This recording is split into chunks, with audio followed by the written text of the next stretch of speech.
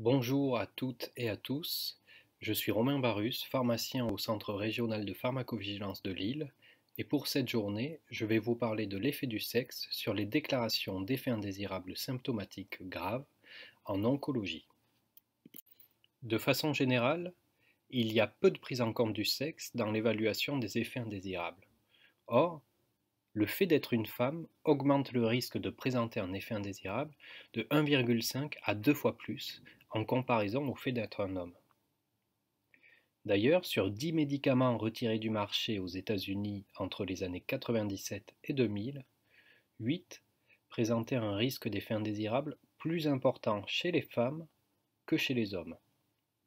Alors parmi ces 8, il y en avait 4 d'entre eux qui étaient plus utilisés chez les femmes, mais néanmoins, pour les 4 autres, ça pouvait s'expliquer en raison de paramètres pharmacocinétiques qui étaient différents en fonction du sexe.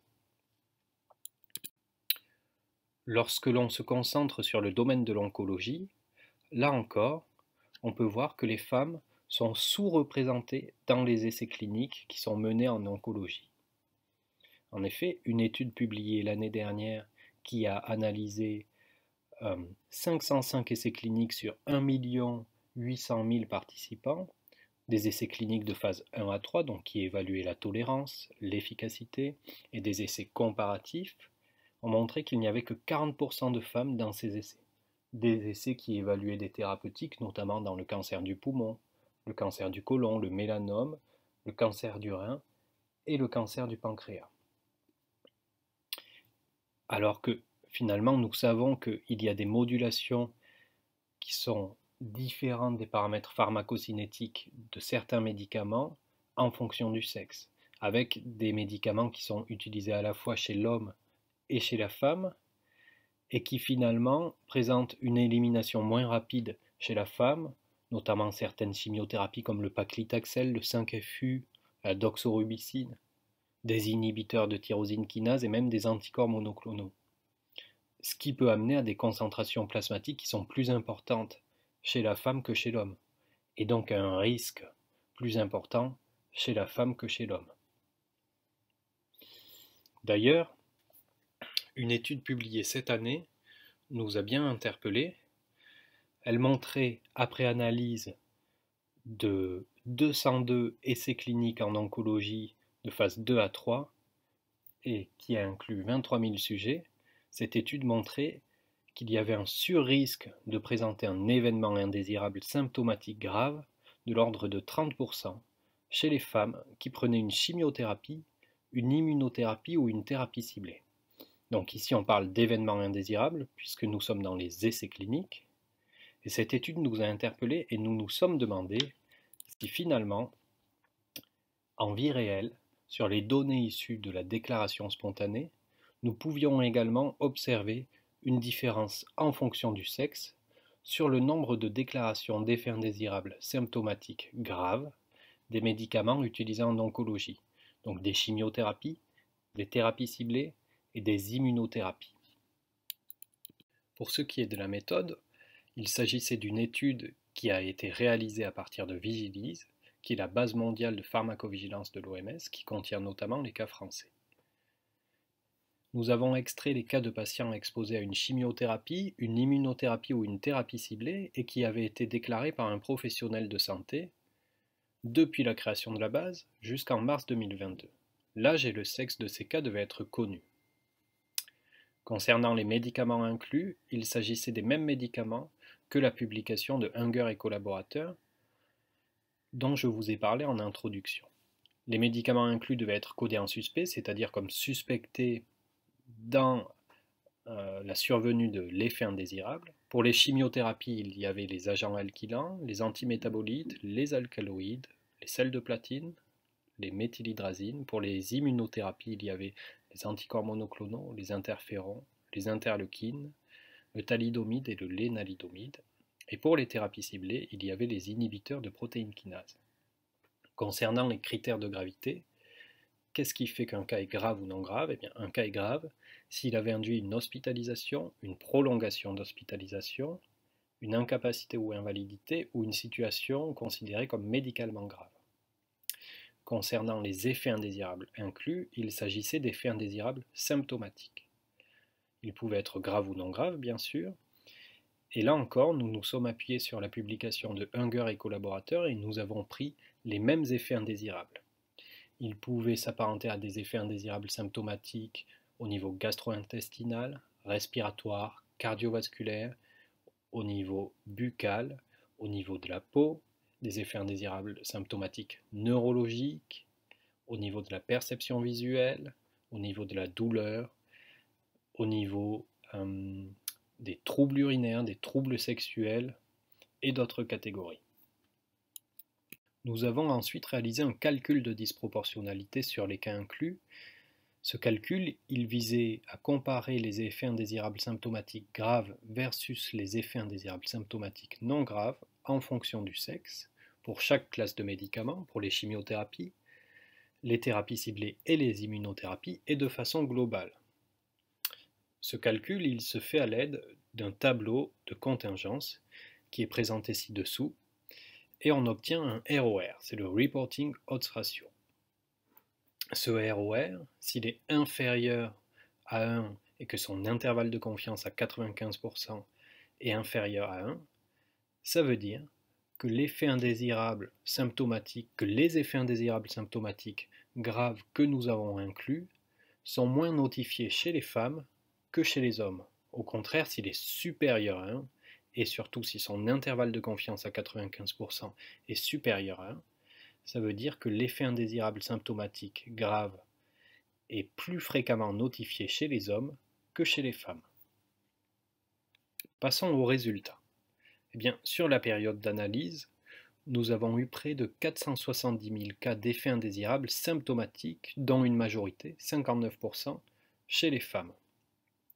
Ça, c'est de façon globale, lorsqu'on prend en compte les chimiothérapies, les immunothérapies et les thérapies ciblées. Mais pour les chimiothérapies, c'est là où nous avons eu le plus d'effets indésirables déclarés, avec quasiment 234 000 effets indésirables symptomatiques, avec toujours 61% de femmes, donc une majorité de femmes.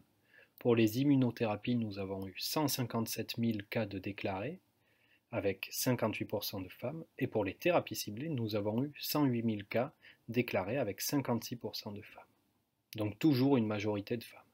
Et lorsqu'on regarde la répartition du nombre de cas par sexe, par gravité et par classe, eh bien là on peut voir que pour les chimiothérapies à gauche, il y a plus de cas non graves qui sont déclarés chez les femmes et les hommes que de cas graves. Pour les immunothérapies, au contraire, il y a plus de cas graves que de cas non graves, et ça c'est peu importe les sexes. Et pour les thérapies ciblées, eh bien il y a environ autant de cas graves que de cas non graves qui sont déclarés.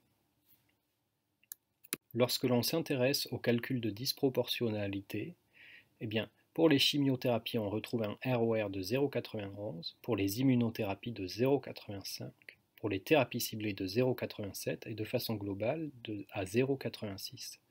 Qu'est-ce que ça veut dire? Eh bien, ça veut dire que chez les femmes, les effets indésirables symptomatiques graves sont moins notifiés, moins déclarés que chez les hommes.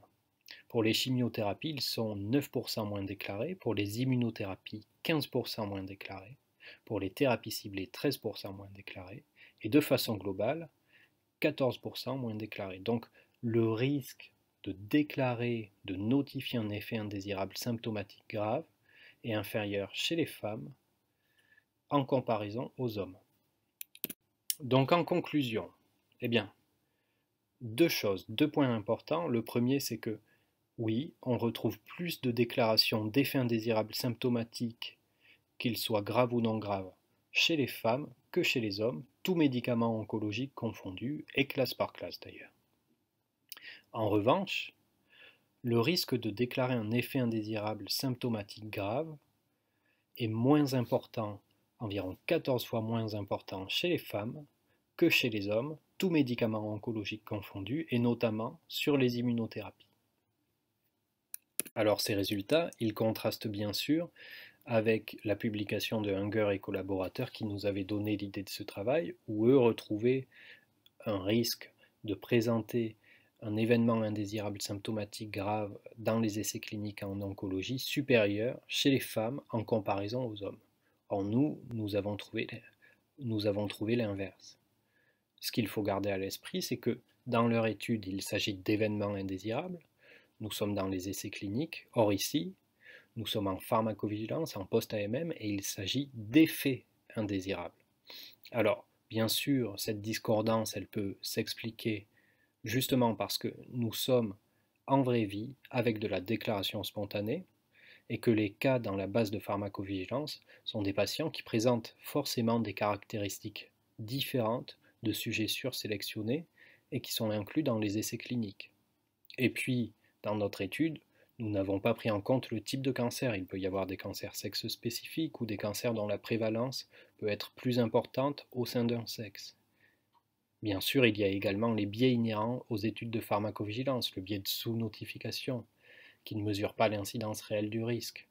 Mais il y a également, et je pense ici, un biais de déclaration sélective, avec possiblement, on peut l'évoquer, une différence de perception des effets indésirables symptomatiques entre les hommes et les femmes. Et bien sûr, il n'y a pas de contrôle du niveau d'exposition aux médicaments. Enfin, si l'on sort du domaine de l'oncologie et que l'on prend la base mondiale de pharmacovigilance dans sa globalité, c'est ce qui est représenté sur ce diagramme. Vous avez en bleu foncé les femmes et en bleu clair les hommes. Vous voyez qu'il y a plus de cas rapportés chez les femmes que chez les hommes. En revanche, concernant la gravité, les cas sont plus graves chez les hommes que chez les femmes, avec 35,6% de cas graves chez les hommes contre 29,4% de cas graves chez les femmes. Alors ce travail et ces données, qu'est-ce qu'elles illustrent? Eh bien, elles illustrent que la prise en compte du sexe lors du suivi du médicament, donc en post-AMM, pour caractériser au mieux les données de tolérance des médicaments, elle est primordiale. Et vous, en tant que professionnel de santé, en tant que patient, vous avez bien sûr votre rôle à jouer pour nous déclarer ces effets indésirables afin de mieux caractériser ces profils de tolérance qui peuvent être notamment différents en fonction du sexe. J'espère que cette présentation vous a plu, je vous remercie de votre attention et n'hésitez bien sûr pas à nous contacter en cas de questions au 03 20 96 18 18 ou par mail tout simplement.